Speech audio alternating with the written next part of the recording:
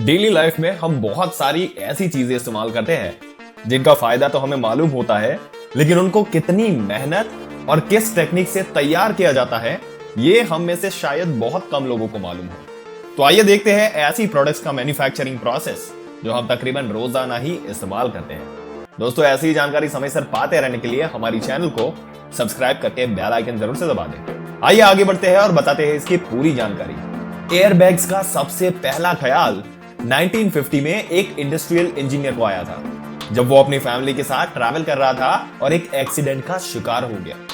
उस हादसे में सबकी जान तो बच गई, लेकिन इस वाकये ने उस इंजीनियर को एयरबैग का आइडिया दिया। 2 सालों के बाद उसने एक ऐसे एयरबैग बनाया जिसमें कंप्रेस्ड एयर के सिलेंडर की मदद से हवा भरती थी। लेकिन मसला यह था कि इस प्रोसेसर में काफी टाइम लगता था और हादसे के वक्त टाइम ही बहुत कम होता है। अगले कई सालों तक इस मसले का कोई खास सलूशन ना निकल सका, लेकिन फिर 1967 में एक अमेरिकन इंजीनियर को आइडिया आया। उसने एयरबैग को एक केमिकल एक्सप्लोजिव से पैदा होने वाली गैस भरने का फैसला किया। एयरबैग के अंदर मौजूद केमिकल सोडियम एसिड होता है, जिसको गाड़ी में लगा फ्रेश सेंसर एक्सीडेंट के वक्त एक इलेक्ट्रिक सिग्नल देता है। इलेक्ट्रिक सिग्नल से इस केमिकल में धमाका होता है, जिससे नाइट्रोजन गैस रिलीज होती है और वो एयरबैग को फौरन फुला देती है। क्रैश होने से लेकर एयरबैग के फूलने तक सिर्फ 20 मिलीसेकंड का टाइम लगता है, यानी जितना टाइम पलक झपकने में लगता है उतने टाइम में एयरबैग 5 मर्तबा खुल सकता है।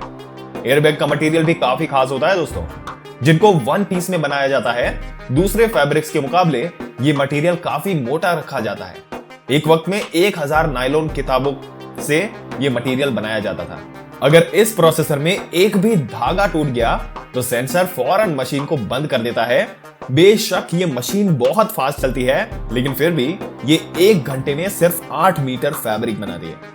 एक तरफ फैब्रिक बनता रहता है और दूसरे एंड पे ये विंड भी होती रहती है। ये प्रोसेसर कंप्लीट होने के बाद फैब्रिक को धोया जाता है। धुलने के बाद फैब्रिक गीला हो जाता है, लिहाजा इसको अब गर्म रोलर के ऊपर से गुजारा और सुखाया जाता है और प्रेस भी किया जाता है। क्योंकि एयरबैग के अंदर गैस का प्रेशर बनता है, इसी वजह से इसको एयर टाइट करने के लिए इस पर सिलिकॉन की कोटिंग की जाती है। कंप्यूटराइज्ड रोलर फैब्रिक पे अच्छी तरह सिलिकॉन को फैला देता है, जिसके बाद फैब्रिक को बड़े बड़े अवश में से गुजरना होता है ताकि सिलिकॉन अच्छी तरह हो जाए। और अब बारी आती है मुख्तलिफ शेप और मुख्तलिफ साइज के एयरबैग्स की। दोस्तों, कटिंग की कंप्यूटर ऑपरेटेड मशीन हर बैग को एक ही साइज के हिसाब से काटती है। फाइनल इंस्पेक्शन के बाद एयरबैग की सिलाई की जाती है और फिर आखिर में इसकी टेस्टिंग। अब बात करते हैं एल्यूमिनियम फॉइल की। एल्यूमिनियम फॉइल इतना पतला होता है कि थोड़ा सा भी प्रेशर इसको फाड़ सकता है।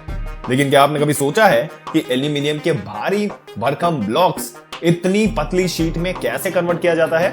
सबसे पहले प्योर एल्यूमिनियम के छोटे छोटे पीसेस, जिनको इन गिफ्ट्स भी कहा जाता है, इनको फर्नेस में मेल्ट किया जाता है।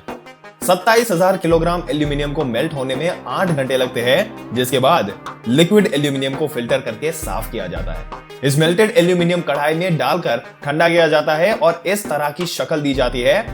एक ब्लॉक 7.5 टन वजन का होता है, जिसको क्रेन की मदद से उठाकर मिलिंग मशीन पर रखा जाता है।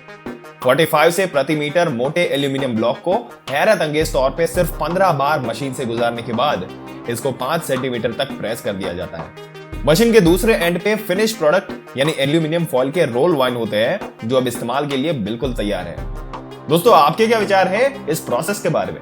अपने विचार हमें कमेंट करके जरूर से बताइएगा। अगर वीडियो अच्छा लगा हो तो लाइक करने के साथ साथ अपने दोस्तों और रिश्तेदारों के साथ जरूर से शेयर कर दें।